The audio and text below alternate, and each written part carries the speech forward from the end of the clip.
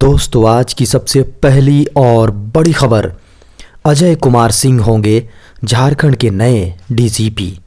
झारखंड को नया डीजीपी मिल गया है। पुलिस हाउसिंग बोर्ड के एमडी और एसीबी के डीजी के रूप में कार्यरत अजय कुमार सिंह नए डीजीपी होंगे। गृह विभाग ने इस संबंध में अधिसूचना जारी कर दी है। आईपीएस नीरज सिन्हा के डीजीपी पद से रिटायर होने के बाद कयास लगाए जा रहे थे कि झारखंड का नया डीजीपी कौन होगा। अब स्ट्रीट फूड वालों को लेना होगा फूड लाइसेंस। राजधानी रांची में रेहड़ी वालों को अब फूड लाइसेंस लेना होगा। खाद्य सुरक्षा और मानक अधिनियम के तहत रेहड़ी वालों को निबंधित होकर लाइसेंस लेना अनिवार्य कर दिया गया है, जिसके कारण से अब सड़क किनारे चाय पकौड़ी, भुंजा, गोलगप्पा, फुचका और किसी भी तरह का ठेला लगाने के लिए फूड लाइसेंस जरूरी होगा।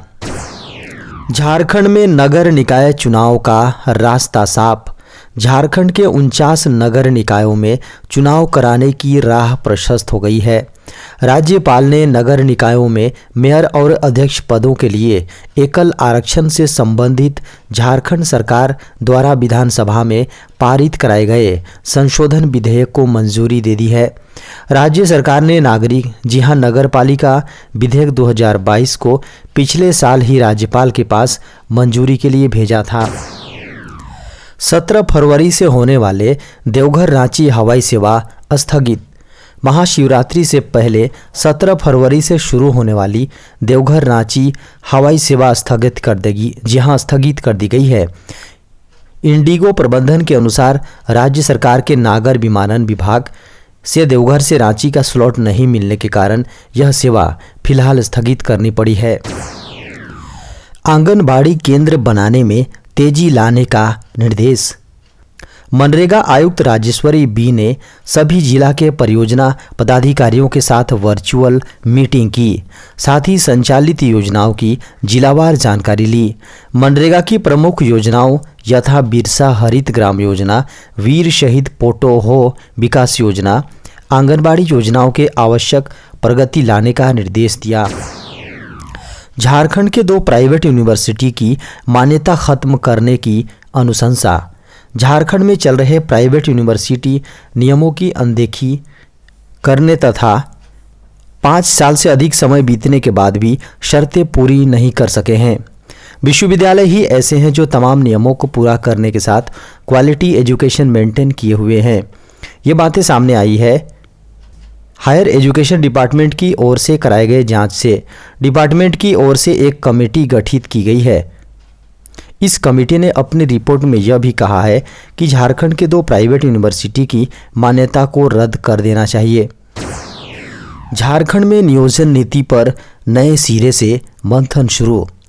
झारखंड में स्थानीयता को परिभाषित करने की कोशिशों के बीच इस बात के संकेत मिलने लगे हैं कि राज्य सरकार भले ही भाषा के मुद्दे पर समझौता कर ले, लेकिन झारखंड से ही मैट्रिक और इंटर पास करने की अनिवार्यता को किसी न किसी तरीके से जारी रखने की सोच आगे बढ़ रही है।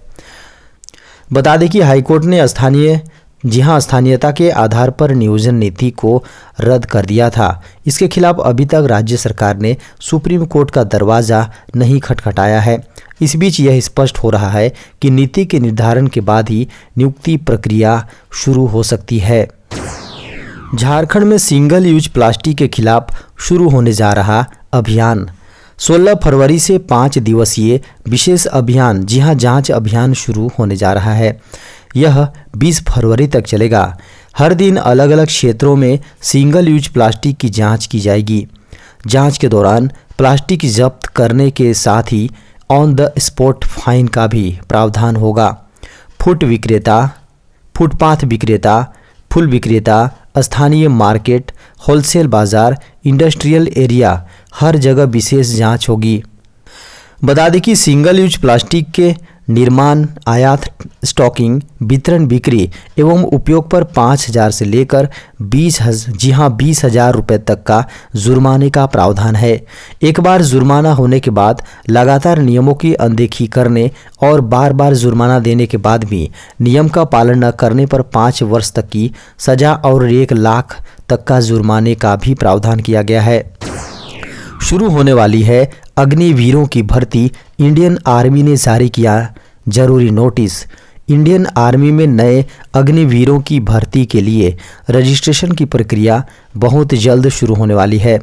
इससे पहले इंडियन आर्मी ने जरूरी नोटिस जारी किया है। नोटिफिकेशन में उम्मीदवारों को कहा गया है कि वे अपना मोबाइल नंबर आधार कार्ड से लिंक करवा लें। डिजी लॉकर में अकाउंट हो तो उसे बनाकर रख लें। इसके अलावा अपने सभी डॉक्यूमेंट, जाति प्रमाण पत्र आदि के नाम, ईमेल आईडी ये सब तैयार रखें ताकि आवेदन करते समय किसी तरह की कोई दिक्कत न हो। आवेदन की प्रक्रिया शुरू होने के बाद उम्मीदवारों के पास अधिक समय नहीं मिलेगा। ऐसे में उम्मीदवार अपने सभी डॉक्यूमेंट तैयार रखें। रिपोर्ट के मुताबिक अग्निवीरों की भर्ती के लिए 15 फरवरी से आवेदन की प्रक्रिया शुरू हो सकती है। इस बार इंडियन आर्मी ने अग्निपथ योजना के तहत भर्ती के तहत इस बार नए तरीके से चयन किया जाएगा। टीवी देखने वालों के लिए बड़ी खुशखबरी, जल्द मिलेगा सेट टॉप बॉक्स लगाने से छुटकारा। अगर आपको भी खाली समय में टीवी देखना पसंद है लेकिन सेट टॉप बॉक्स के रिचार्ज करना भूल जाते हैं या फिर ये आपके लिए महंगा पड़ जाता है तो आपके लिए बड़ी खुशखबरी है। जल्द ही आपको सेट टॉप बॉक्स से छुटकारा मिल सकता है।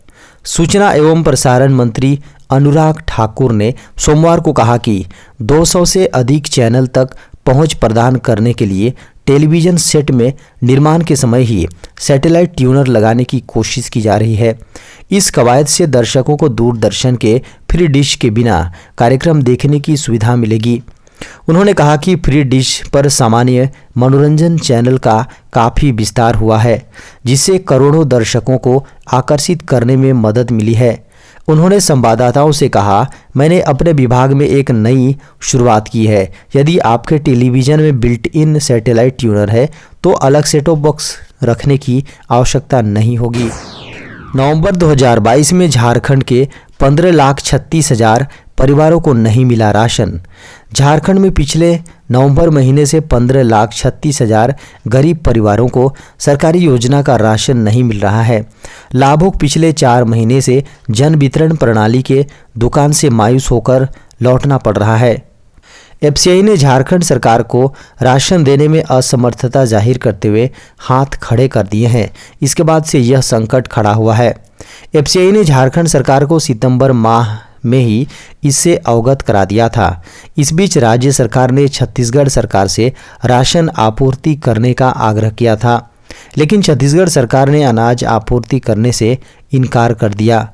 अतः जहां राज्य सरकार ने ग्रीन राशन कार्डधारियों की राशन खरीद के लिए टेंडर जारी किया, टेंडर प्रक्रिया पूरी होने की स्थिति में है। इसके बाद ही ग्रीन राशन के लाभुकों को राशन मिल पाएगा। यूजीसी नेट दिसंबर सत्र 2000 दिसंबर सत्र परीक्षा की शहर सूचना पर्ची जारी। राष्ट्रीय परीक्षण एजेंसी यानी एनटीए ने विश्वविद्यालय अनुदान आयोग यानी यूजीसी नेट दिसंबर सत्र 2022 परीक्षा शहर सूचना पर्ची जारी कर दी है।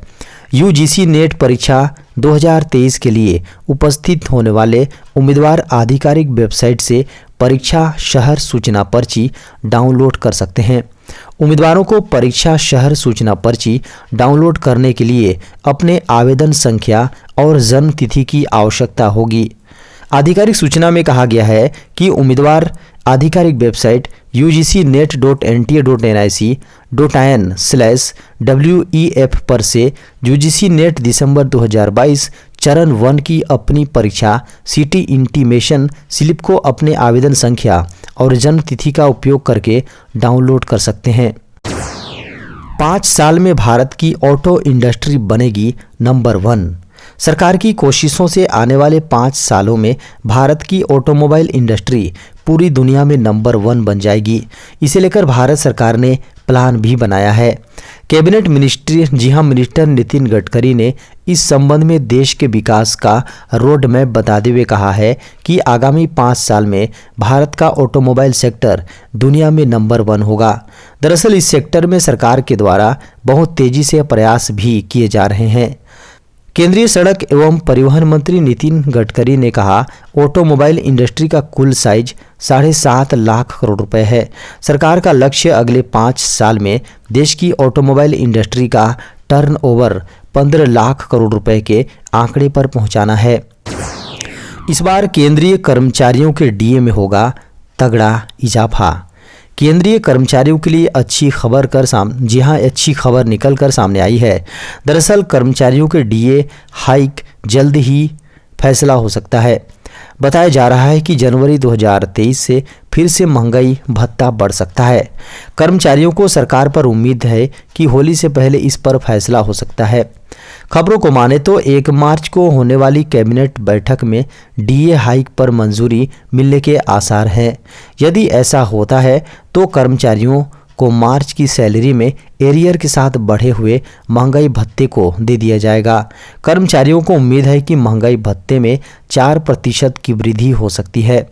बता दें कि अगर सरकार ऐसा करते हैं तो सरकारी कर्मचारियों की सैलरी में अच्छा इजाफा हो सकता है।